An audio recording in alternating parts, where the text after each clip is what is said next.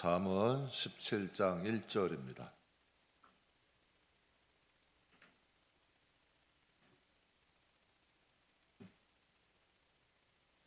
우리 다 찾으셨으면 잠언 17장 1절 함께 봉독하겠습니다.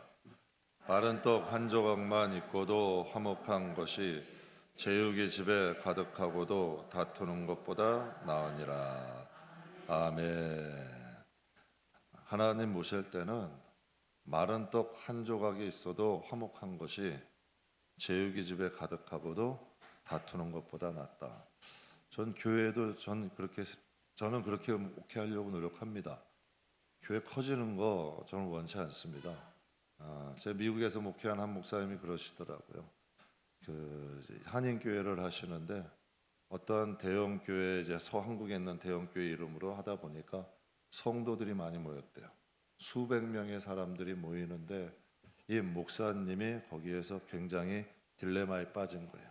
사람들은 모이는데 그 성도들이 과연 신자인가에 대해서 생각해 보는 거예요. 목회자의 인도함이 되지를 않는 거예요.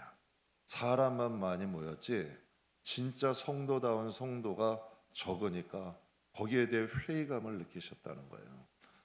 저는 우리 교회 커지는 것보다 알곡들이 있기를 원해요. 교회는 교회다워야죠. 마른 떡 하나만 먹어도 화목한 것이 제육이 가득하고도 다투는 것보다 낫대요. 교회 커져서 싸우고 다투는 것보다, 여러분 정말 교회가 커지는 게 나쁘다는 건 아니에요. 그러나 화목할 수 있고 교회가 교회다워야 저는 하나님이 기뻐하시는 교회인 줄 믿습니다. 저는 아까도 예배드리면서 말씀드렸지만 앞뒤에 서 있는데 성도들이 다 하나님을 찬양하고 하나님을 경배하고 하나님에 감동되고 하나님으로 인해 기뻐하는 것, 이게 교회 아니에요? 이게 진짜 교회의 모습이죠. 하나님과의 교통이 있고 하나님과의 소통이 있고 하나님으로 인해 기뻐하고 하나님으로 인하여 즐거워할 수 있는 것. 저는 오늘 여러분과 함께 화목 속에 감춰진 비밀이라는 제목으로 좀 은혜를 나누려고 합니다.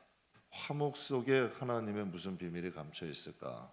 요즘 신문이나 뉴스 보시는 분들은 잘 아실 거예요.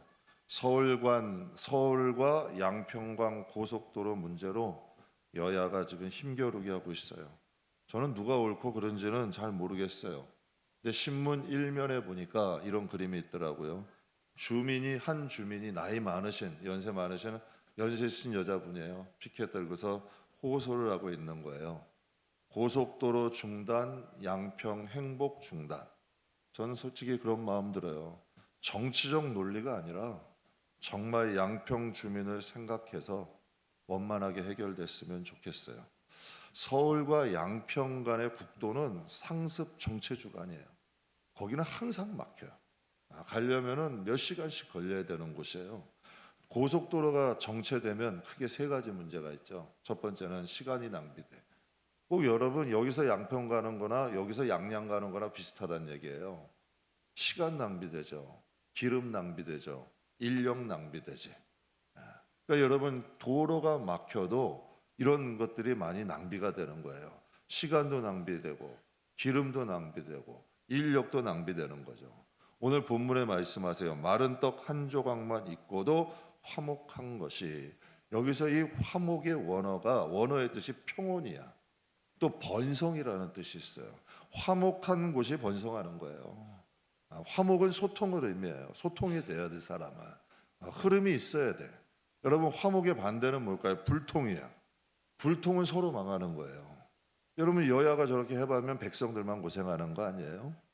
여러분 소통하는 곳에는 평안이 있어. 소통하는 곳엔 번성이 있어. 불통하는 곳, 막혀있는 곳에는 같이 망하는 거야. 저는 우리 교회가, 우리 성도들이 화목해하는 교회 됐으면 좋겠어요. 좀 소통해야 돼요. 그리고 또 화목해하는 성도가 되시기를 주의 이름으로 축복합니다. 서울 연동교회는 전통 있는 교회죠. 그곳에 또 이성희 목사님은 교회 어른이에요. 그분이 하셨던 말씀을 잊을 수가 없어요. 어떤 두 사람이 버스 안에서 심하게 다투고 있었대요. 좁은 공간에서 다른 승객들은 아랑곳하지 아니하고 큰 소리로 싸운 거예요. 그러니 여러분, 두 사람이 그 버스 안에서 큰 소리로 싸우니 다른 승객들이 얼마나 불편했겠어요. 한 중년의 승객이 참다 못해서 다음 정거장에 버스가 도착하자마자 내렸어요. 근데 이 버스에서 내리던 승객이 갑자기 버스 앞에서 뒤를 확 돌아보더니 다투고 있는 두 사람을 향하여 이렇게 얘기하더래요. 여기가 교회인 줄 알아? 이게 좀 이 충격을 받으신 거예요. 다투던 두 사람이, 여러분, 다투던 두 사람을 향하여서 그 승객이, 신사 승객이 교회에서 문을 내리면서 버스에서 나가면서 두 사람을 그런 얘기를 하더래요.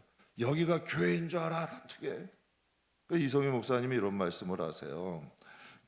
목사님은 교회가 세상 사람에게 다툼의 장소로 인식된 것은 슬픈 일이다라고 말씀을 하시더라고요.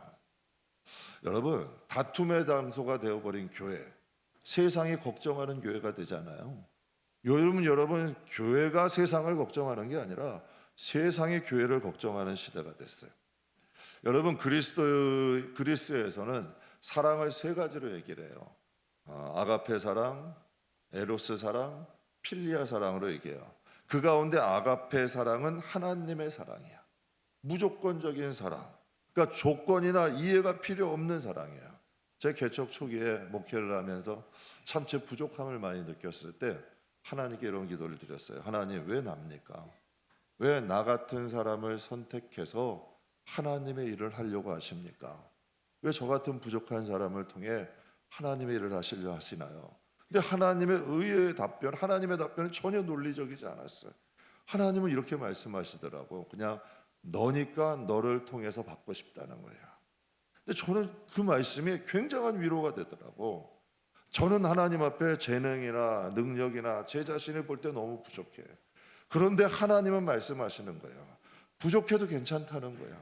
그냥 너를 통해서 하나님 일을 하는 것을 내가 기쁘게 받겠다는 거예요. 근데 전 그게 큰 위로가 되더라고.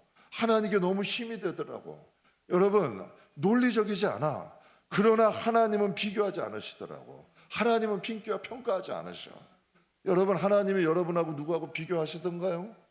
여러분을 누구하고 비교하고 여러분이 잘했다 못했다 평가하시던가요? 아니, 하나님은 그저 우리가 마음을 다해 진심으로 하시면 좀 부족해도 괜찮은 거예요. 우리 꼬맹이가 어린이집에서 뭘 하나 만들어 왔어요. 상추를 심었대. 보니까 선생님이 심은 것 같아. 버리질 못하겠는 거야. 몇 달이 됐는데도 베란다에다 놔뒀어요. 그냥 상추가 아니라 무슨 꼬챙이 같이 올라왔는데도 못 버리겠더라고. 여러분, 그게 일반 상추였으면 버려도 12번 버렸죠. 그래도 그 꼬맹이가 심었다니까 못 버리는 거야. 제가 지금 제 목양실 안에 애들이 갖고 온 거 못 버리는 거 많아요. 못 버리겠더라고, 이 마음에. 자기들은 정성껏 심어왔다고 가져오고 뭐 했다고 가지고 와. 목사님 준다고 가지고 온 거예요. 못 버리겠더라고. 그러니까 하나님의 마음은 그러신 거야. 여러분이 잘났건 못났건 여러분이 뭘 할 수 있건이 문제가 아니라 하나님이 택한 여러분을 통하여 여러분이 하나님을 찬양할 때, 여러분이 하나님 일을 할 때, 무엇인가 할 때 부모의 마음으로 하나님이 여러분을 받으시는 거야. 그러니까 하나님이 기뻐하시는 거죠. 그래서 저는 깜짝 놀래. 비교하지 않으셔. 이게 잘했다 못했다 평가 안 하셔. 너 교회가 왜 이렇게 했냐 저렇게 했냐 안 하셔. 너의 진심으로 다해서 하면 하나님께 그게 기쁨이 되는 거예요. 성경에 보면 성도에게 항상 있어야 될 것이 세 가지가 있다 했어요. 믿음과 소망과 사랑이래. 그 중에 제일은 사랑이다 말씀하셔. 그런데 사랑이 쉽지 않아요.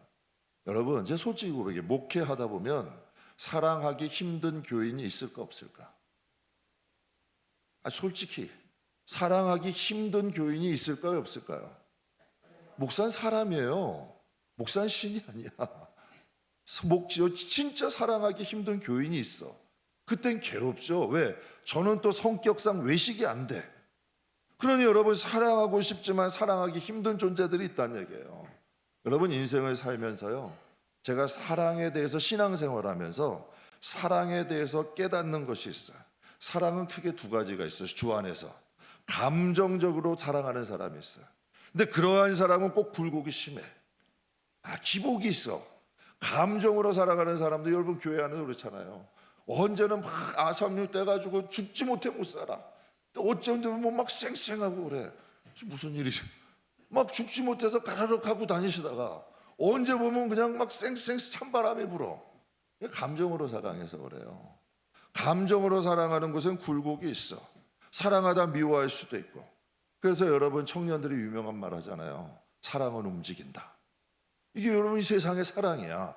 사랑은 움직인다는 거지. 합리화하는 거죠. 근데 여러분 사랑도 부어진 사랑이 있어. 여러분 부어진 사랑, 하나님의 사랑은 은사라 그래. 그러니까 저는 여러분이 감정적 사랑이 아니라 은사적 사랑이 하기를 축복합니다. 하나님의 선물이야. 하나님이 은사로 부어주신 거야. 자, 한 성도분이 그러더라고요. 목사님, 제 남편이 그렇게 이뻐요 요즘. 저는 그랬어요. 야, 그분 은사가 확실해. 남편 이쁘다 그러는 건 은사 받은 거야. 그거 쉽지 않은 일이거든요. 남편 이쁘다 그러는 건 은사를 받은 거야. 그러니까 하나님이 은사를 주시니까 남편이 보기만 해도 이쁘대.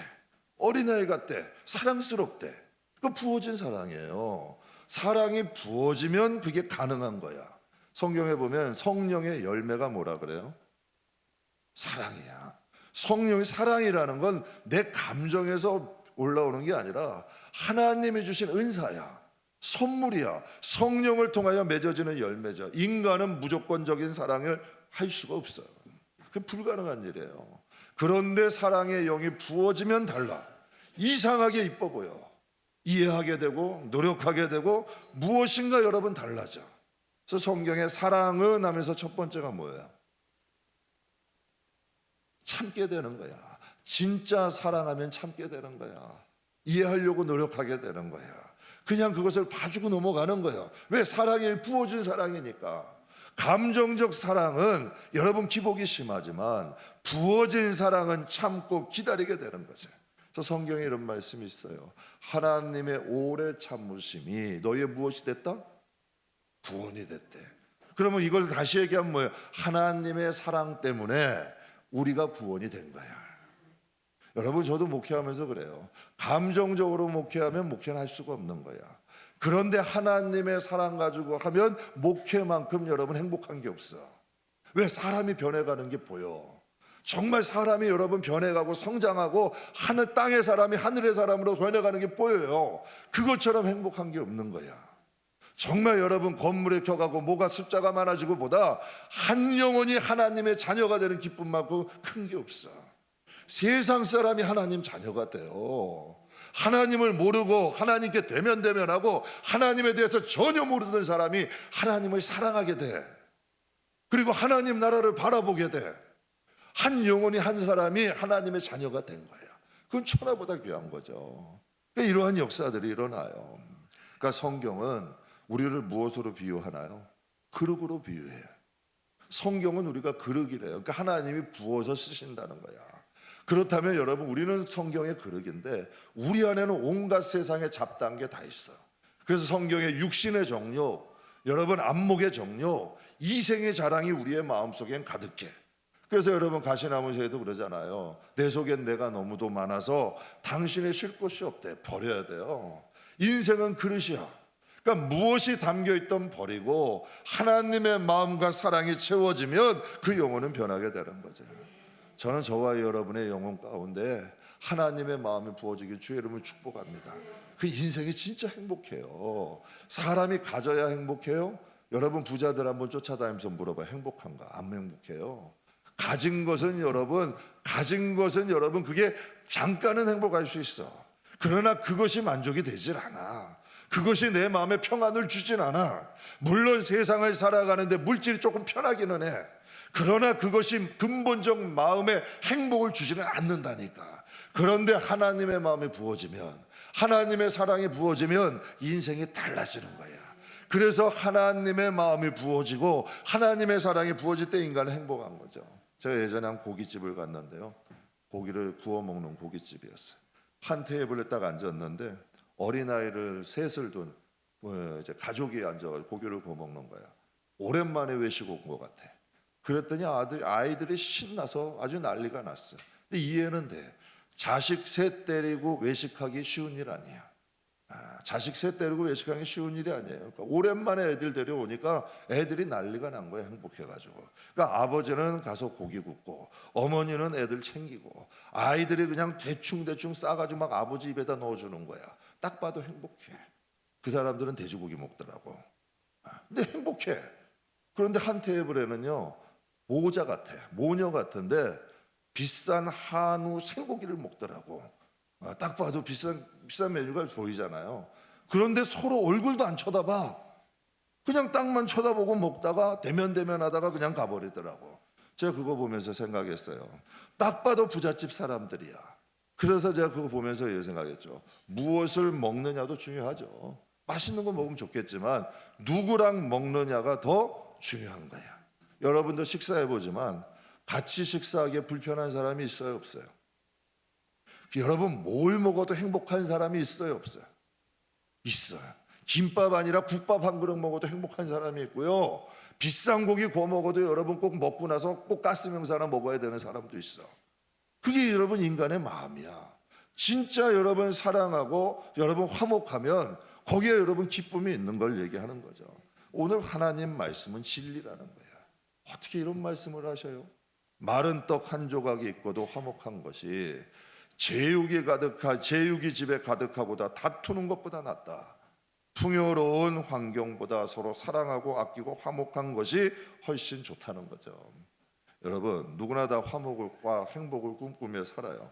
그렇다면 화목과 행복은 어떻게 얻을 수 있을까요? 제가 이효리 씨가 가수 후배 가서 아이유에게 한 말이 항상 제가 잘 기억을 해요. 그가 이효리 씨가 가수 후배 아이유에게 이런 말을 하더라고요. 자기가 좋은 사람을 찾으려고 사방을 찾아봐도 좋은 사람이 보이지 않더래. 그런데 자신이 좋은 사람이 되려고 노력하니까 좋은 사람들이 찾아오더래. 이건 기가 막힌 정답이야.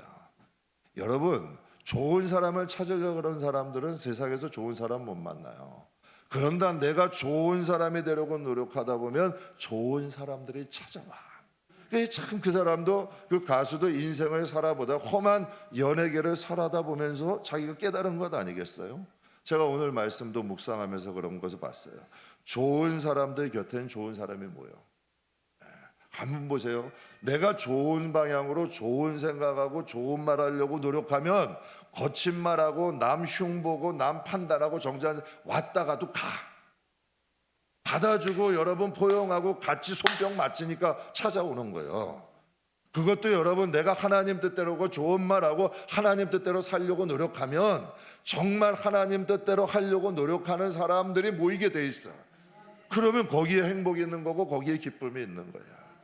제가 한번 목회할 때 제가 개척 때 그런 마음을 먹었어요. 야 어떠한 기준을 가지고 목회를 해야 되나. 그때 임 목사님이 저에게 힘을 준 게 있어요. 본질대로 가자고. 그냥 원칙대로 가자고. 하나님 사랑하고 하나님 뜻대로 하는 것에 가자고. 그러다 보면 정말 하나님 사랑하고 하나님 뜻대로 하려는 사람들이 모일 거라고. 근데 우리 이윤영 장로님이 저에게 하시는 말씀이 있어요. 목사님, 우리 교회에는 고수들이 많아요. 신앙의 고수들이 많대. 그래서 저는 그게 참 기쁨이 돼. 그러니까 하나님을 사랑하고 하나님 뜻대로 살려 하는 분들이 하나님이 많이 모이게 해주시는 것 같아.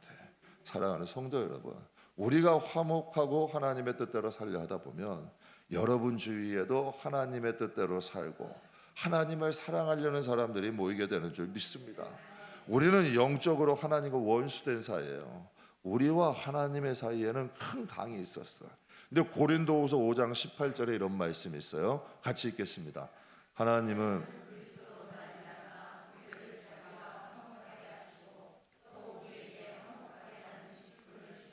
아멘. 하나님과 원수된 우리를 하나님은 그리스도를 희생하가면서 우리와 화목하게 하신 거야. 그리고 우리에게 말씀하신 거죠. 너희가 나와 화목하게 됐으니 너희도 화목하게 하는 직분을 주셨다는 거야. 예수님이 하나님과 우리의 사이에 다리가 되어 주신 거예요. 그래서 우리가 예수님 때문에 구원받은 거예요. 하나님을 어떻게 아버지라 불러요? 이거 미친 소리지. 그러나 예수님의 피 때문에 우리를 그분께 접붙여 주셨대. 그러니까 예수의 이름 때문에 하나님의 자녀가 될 수 있는 거예요. 그러니까 예수의 이름 때문에 우리가 하나님의 백성이 될 수 있는 거예요. 그래서 예수님이 다리가 되어 주셔서 하나님과 우리가 화목했으니 이제는 너희도 화목하게 하는 자가 되라는 거지. 그래서 하나님이 말씀하시는 거예요. 교회 안에 직분이 많죠.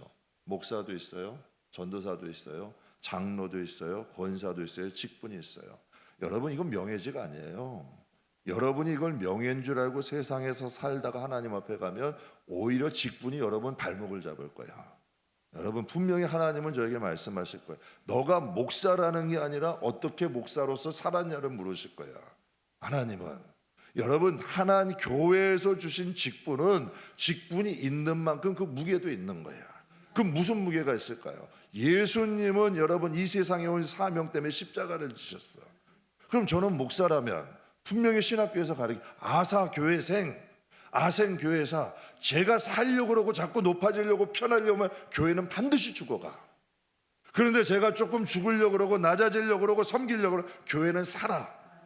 여러분도 마찬가지예요. 장로님이나 권사님들이 살려고 그러고 높으려고 그러고 여러분 사람들, 젊은 사람들 무시하고 깔보면 교회는 엉망이 되는 거야. 그러나 본이 되고 섬기고 사랑하고 여러분 무엇인가 여러분 나가면 희생하고 가면 교회는 살아나는 거예요. 그럼 이 세상에는 직분이 힘들 수 있지만 하나님 나라에서는 영광이 되는 거죠. 그러니까 그게 섬김이라고 주신 거예요. 화목해 하는 거야. 한 사람이라도 더 하나님과 화목하게 하고 하나님을 가까이 하게 하고 하나님 앞에 나아갈수록 하기 위하여서 끊어진 것을 메어지려고 하나님이 우리에게 직분을 주신 거죠. 그래서 사도 바울은 자기를 이렇게 표현해. 나는 중매쟁이다. 여러분, 중매쟁이는 뭐하는 사람? 이어주는 사람이야. 여기 가가지고는 이 사람 칭찬해주고 여기 가가지고는 이 사람 참 괜찮은 사람이야. 그래서 여러분 서로 이어주는 거 아니에요. 그게 중매쟁이야. 그래서 여러분 사도 바울은 평생 그거 한 거야. 이방인들을 곳곳 다니면서 예수 그리스도를 소개해 주는 거야.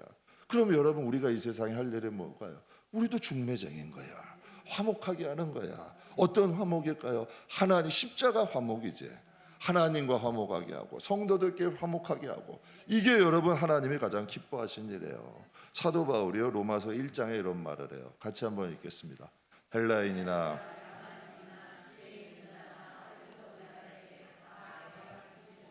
아멘. 여기서 여러분 야만인은요 식인 인육을 먹는 사람들도 포함을 시키는 원어예요. 엄청난 말이에요. 헬라인이든지 야만인이든지 지혜 있는 자든지 어리석은 자라는 원어는 이해할 수 없는 자야. 세상에서 이해할 수 없는 자들도 많잖아요. 그런데 여러분 사도 바울은 얘기하는 거예요. 나는 다 빚진 자라는 거예요. 왜? 나 같은 자를 하나님이 부르셔서 자기는 하나님이 나를 부르셔가지고 나를 사도로 삼아주시고 그리스도의 종으로 삼아주시고 나를 불러주신 게 너무 감사한 거야. 저는 진짜 그래요. 나 같은 자를 하나님이 종으로 삼아준 게 너무 감사해. 그래서 판단 안 하는 거예요. 하나님이 한번 그랬다니까요. 정말 이해 안 가는 여러분 성도가 한 명 있었어. 진짜 이해 안 가. 어떻게 저럴 수 있을까? 근데 하나님이 여러분 참 하나님은 기가 막힌, 여러분도 뭐 경험해 보시지만 과거의 나를 보게 하시는 거야. 야, 과거에 너 이랬는데 내가 너를 구원했잖아. 아무리 그 사람이 그래도 너보다 나아. 전 충격받았어. 그래서 판단 안 하는 거예요. 그래서 정죄 안 하는 거야. 하나님이 용서해 주신 거지 내가 뭔가가 바뀐 건 아니에요. 내 과거가 없어진 건 아니야. 하나님이 덮어주신 거지. 하나님의 옷자락으로 가려주신 거지. 그러니까 하나님이 그걸 보니까 제가 그래서 판단 안 해요. 절대 정죄 안 해요. 왜? 분명히 하나님이 그러셨거든요. 너가 판단하는 그것으로 너가 스스로 너를 판단한대. 성경에도 그런 예 있잖아요. 나는 용서받을 수 없는 죄를 탕감 받았어. 그런데 여러분 그거하고는 비교할 수 없는 것으로 여러분 빚 갚으라고 멱살 잡는 꼴이 꼭 내가 되겠더라고. 그래서 안 하는 거예요. 그래서 기다리는, 하나님이 정 안 되면 하나님이 내보내셔. 그러나 내 손으로는 안 하는 거야. 왜 기다리는 거야? 그건 하나님의 주권에 있으니까. 하나님이 하실 일이지 인간이 할 일은 아니거든. 그래서 하나님 사도 바울이 고백하는 거예요. 헬라인이나 야만인이나 지혜 있는 자나 어리석은 자나 난 다 빚진 자다. 여러분 참 기가 막힌 말 아니에요? 그러한 마음으로 하나님 앞에 살아간 거예요. 하나님과 성도, 성도와 성도, 각 가정을 화목케 하는 직분. 저는 저와 여러분에게 하나님 화목케 하시는 거예요. 그래서 여러분과 하나님의 화목한 게 전 제일 행복해. 그것만큼 천국에 가치 있는 게 없어. 여러분이 하나님을 만나고, 여러분 생각해 보세요. 예수를 20년 30년 믿었는데 아버지라고는 부르는데 여러분 이 마음은 아버지가 아니야. 전혀 이 마음에서는. 여러분 그런 사람들 많잖아요. 그런데 정말 갔는데, 천국 갔는데도 하나님과 대면대면해. 이것처럼 안타까운 일이 어디 있어요. 적어도 성경 계시록의 말씀처럼 아버지 하고 펑 안겨서 제가 좀 힘들었어요 하고 펑펑. 뭐 국제, 제가 그때 다니엘 선교사님 그 영화 한번, 그 국제사회인가 영화 그 통해서 한번 보여드렸을 거예요. 그 주인공이 맨 마지막에 아버지가 부탁한 거야. 아버지가 그 피난을 가는데 배에 떨어지면서 부탁한 거야. 이제 네가 가장이다. 평생 네가 자식들 돌봐라. 형제들 돌봐라. 평생 돌보다가 그 마지막에 이제 머리가 허여지고 자신도 세상 떠나질 때 될 때 아버지 하나님, 아버지한테 독백을 하는 거예요. 아버지 나 잘했죠. 그러나 막 힘들었어요 하면서 고백을 하는 거야. 우리도 여러분 적어도 하나님 앞에 갈 땐 그래야 되지 않아요? 하나님 정말 내가 보고 싶었어요. 하나님 뜻대로 살려고 노력했어요. 정말 이 계시록에 보면 하나님 품에서 우는 사람들이 있다는 거야. 왜 그럴까요? 이 세상에서 하나님의 뜻대로 살려고 노력하다가, 사도 바울은 자신 있게 얘기하잖아요. 내가 선한 싸움을 싸우고 믿음을 지키고 달려갈 길을 마쳤으니 하나님은 나에게 의의 면류관을 주실 것이다. 자기의 앞길이 명확하잖아요. 여러분 천국은 실체예요. 영원한 나라야. 여러분이 얼마든지 이 세상에서 여러분이 만들어갈 수 있는 거야. 이건 우리에게 기회잖아요. 축복이잖아요. 하나님의 은혜죠. 그러니까 사도 바울은 이런 삶을 사는 거예요. 헬라인도 괜찮고 야만인도 괜찮고 지혜 없는 자도 괜찮고 이해할 수 없는 자도 괜찮다는 거예요. 나는 빚진 자로서 그들과 하나님을 화목케 하려고 노력한 거죠. 여러분 옛말에 이런 말이 있죠. 물이 너무 깨끗하면 고기가 못 산다 그래요. 여러분 옳고 그름을 너무 가리면 친구가 없다고 얘기를 해요. 사랑하는 성도 여러분, 가늠하다 현장에서 붙잡힌 여인이에요. 여러분이라면 어떻게 하겠어요? 우리 교회에 가늠하다 붙잡힌 여인이 하나 있었어. 여러분이라면 어떻게 하실래요? 그거 쉬운 일 아니에요. 그러니까 이스라엘 백성이 돌 든 거야. 우리 교회 안에 진짜 가늠한 여인 한 사람이 있었다고 생각을 해봐. 어떻게 하겠어요? 그 제대로 보이겠어요? 아마 무시할걸? 깔볼걸? 함부로 할 수 있을걸? 그러나 예수님은 여러분 그 돌 들고 있는 많은 사람들 온몸으로 막으셔. 그리고 땅바닥에다 글을 쓰셨대. 구전에 의하면 뭘 쓰셨냐면 돌을 들고 있는 사람들의 감춰져 있는 허물을 쓰셨다는 거야. 너는 아무개 너 돌 들고 있지? 너 이런 사람이었잖아. 양심에 막 찔린 거지. 두려운 거지. 너 아무개 너도 돌 들었어? 일로 와봐. 돌 딱 쓰신 거야. 그러니 돌 탁 내려놓고 가는. 저는 아예 돌 안 들 거야. 그거 왜 끄집어내? 그냥 잘 덮어놓고 천국 가는 게 낫지. 부족하니까. 그러니까 여러분 다 돌 내려놓고 그냥 떠나간 거예요. 그러니 여러분 성경에 예수님이 기가 막힌 말씀하시. 나도 너를 정죄하진 않는다. 그러나 다신 죄 짓지 마. 그 죄가 없어지는 건 아니니까. 너가 실수로 죄를 질 수는 있지만 다시는 죄 짓지. 왜? 죄인은 천국 갈 수 있어. 그러나 죄 가지고는 못 가거든. 그러니까 그에게도 다시 한 번의 기회를 주시는 거지. 여러분 베드로는 배은망덕한 사람이잖아요. 어부였어요. 그런데 여러분 누구도 여러분 그를 무식한 사람이라 그랬어요. 그런데 예수님은 그를 수제자 삼으신 거예요. 그런데 예수님이 순환당하실 때 예수님과 눈이 마주쳤어. 눈이 마주쳤음에도 예수님을 부인하고 3번이나 부인하고 정죄했던 거예요. 그러니 여러분 그 마음이 편하겠어요? 예수님 십자가에 돌아가고 양심에 걸린 거지. 그가 양심의 가책을 느끼고 갈릴리 바다로 가서 다시 그물을 던지고 고기를 잡을 때 예수님이 그를 찾으러 오셔. 야, 대단하시잖아요. 그러면서 물어보시잖아요. 요한의 아들 시몬아, 내가 나를 사랑하느냐? 단 한마디도 할 수가 없는 거지.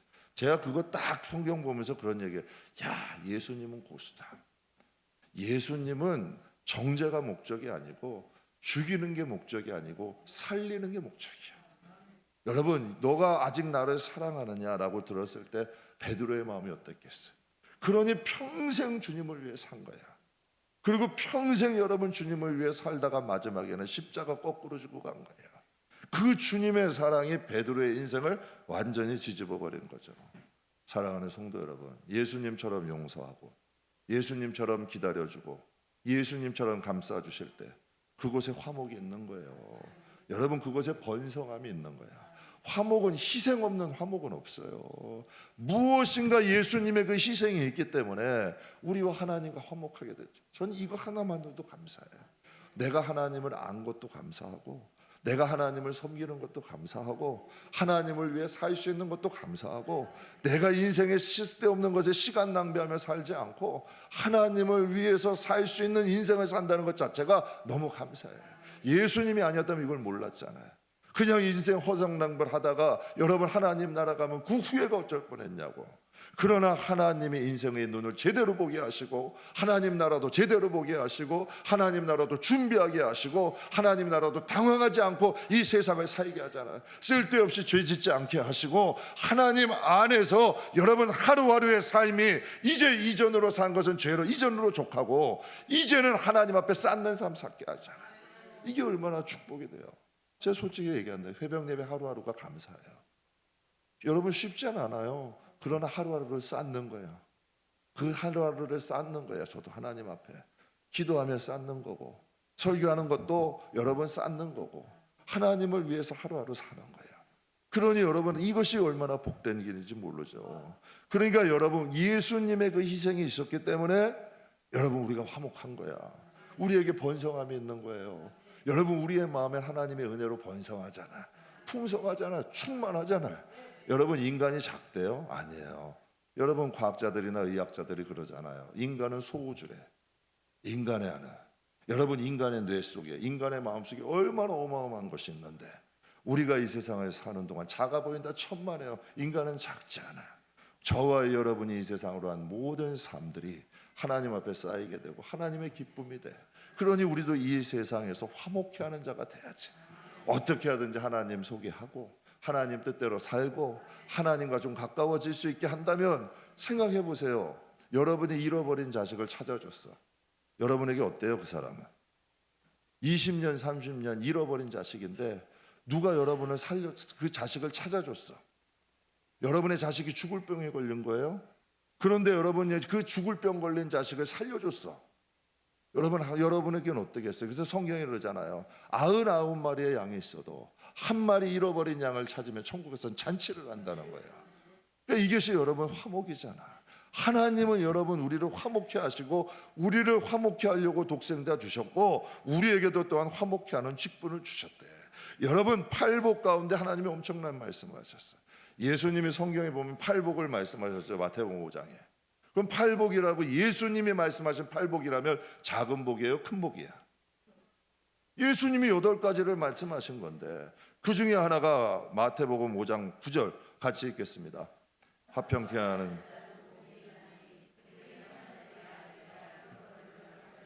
아멘. 하나님이 말씀하신 거야. 화평케 하는 자는 뭐가 있다?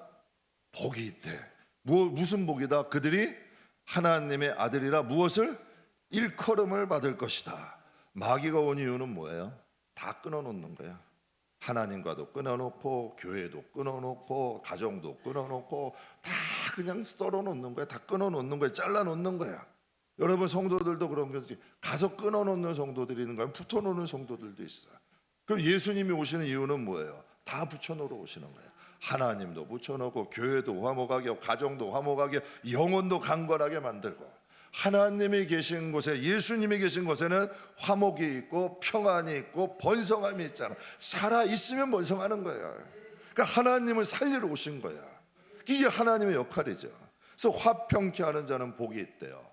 근데 복이 있는데 어떤 복이냐? 하나님의 아들이라 일컬음을 받을 것이다. 근데 이게 하나님이 원어에 숨겨놓으신 보아야. 제가 여러분에게 오늘 설교 제목이 뭐예요? 화목 속에 감춰놓은 비밀이 있대요. 근데 여기서 너희가 화목평케 하는 자는 하나님의 아들이라 일컬음을 받을 것이다. 여기서 일컬음이라는 뜻이 무엇이냐면 큰 소리로 부르다는 거예요. 화평케 하는 자, 화목케 하는 자는 너희가 하나님의 아들이다 라고 큰 소리로 부르게 된다는 거예요. 누가 불러주셔? 하나님이 불러주시는 거죠. 여러분, 나이가 들면 꼭 먹어야 되는 약이 있어요. 어떤 약 먹어야 될까요? 혈행 개선제를 꼭 먹어야 돼. 피가 잘 흘러야 돼. 왜? 때때로는 여러분 피가 떡지는 거야. 응고가 돼버리는 거야. 그러면 여러분 사람은 금방 죽어요. 피가 막히고 혈관 터지면 그냥 죽는 거야. 길을 가다 죽을 수도 있고요. 저희 부친이 그렇게 소천하셨어요. 아파트 베란다, 아파트 엘리베이터 타시려다가 거기서 쓰러지시고 소천하신 거예요. 여러분, 그게 그렇게 무서운 거야. 막히면 여러분 죽는 거야. 근데 혈행 개선제는 뭐예요? 오메가3나 이런 것들 먹으면 혈액을 원활하게 흘러주게 하는 거야. 저는 우리 베델교회 성도들이 그런 사람들이 되었으면 좋겠어요. 여러분, 성도가 많으면 뭐예요? 곳곳에서 터지는데, 주방에서 터지고 저기서 터지고 여기서 터지고, 뭐하다가 전도하다 터지고, 일하다 터지고, 청소하다 터지고, 곳곳에서 터지면 그게 여러분 교회로서의 역할은 못하는 거잖아요. 그러나 여러분 주방이고 전도고 청소하는 데고 어디고 다 화목하고 교회가 원활하게 흐르게 되다 보면 어떤 일이 나요? 생명의 번성함이 일어나는 거예요. 거기에 하나님의 축복이 있는 거고, 거기에 하나님의 화목함이 있는 거죠. 화목 속에 감춰져 있는 비밀이 있어. 싹둑싹둑 끊어놓는 건 사단의 사자들이 하는 짓이야. 여러분이 분별하세요. 자꾸 뭔가 싹둑싹둑 끊으려고 하면 여러분 그건 경계하시는 거야. 왜? 여러분이 살고 저도 살아야 되니까. 그거는 하나님이 하시는 일이 아니야. 그러나 하나님의 아들들이 하는 건 뭐예요? 화목하게 하는 거야. 이어주는 거야. 자꾸 여러분 붙여주는 거고. 그래서 여러분 화목하게 하는 사람들은 장차 천국에서 이사야 43장에 보면 이런 말씀이 있어요. 내가 너를 지명하여 불렀나니 너는 내 것이다. 하나님이 선포하신 거 아니야. 이사야 43장에 너를 지명하여 불렀나니 너는 내 것이다. 그러니까 성경에 예수님의 팔복이 그 말씀이에요. 화평케 하는 자는 복이 있나니 너희가 내 아들이다. 야, 저는 하나님께 이 말 한번 듣고 싶어요. 이 천군 천사들이 있는데 하나님 백성, 하나님 나라에서 야, 대원이는 내 아들이다. 야, 이거 한번 듣고 싶어. 네? 그거 괜찮지 않아요? 여러분도 한번 해봐요. 그냥 길 가다가 신경 쓰지 말고 아무개는 내 아들이다. 주위에서 좀 이상하게 쳐다봐도 그럼 우리 같이 한번 해보죠. 저는 대원이하고 여러분 이름하고 아무개는 하나 둘 셋. 대원이는 하나님의 아들이다. 조금 더 쉽게 이름 대고 내 아들이다. 그러니까 하나님의 입장에서 하는 거예요. 하나 둘 셋. 대원이는 내 아들이다. 좀 시원하지 않아요? 저는 아까 선거 준비하는데 무언가가 이 마음에 찌릿찌릿하더라고. 하나님이 일컬어 주신다는 거야. 여러분, 교회 안에서도 어떤 분이 그러더라고. 아들이 대학에서 졸업장을 받는데 대표로 나가서 받았대요. 그걸 받는데 이 마음이 뭉클하더래. 한 성도분이. 여러분, 하나님 나라에서 하나님이 내 아들이라고 자랑하셔. 여러분, 그것처럼 영광스러운 일이 어디 있어요? 화평케 하는 자들은 하나님의 아들이라 일컬음을 받을 것이다. 내가 그들을 큰 소리로 시인한대. 그런데 여러분, 성경에 이런 사람도 있잖아요. 너희가 내 이름을 부끄러워하면 나도 많은 천군과 천사 앞에서 너희의 이름을 어떻게 하겠다?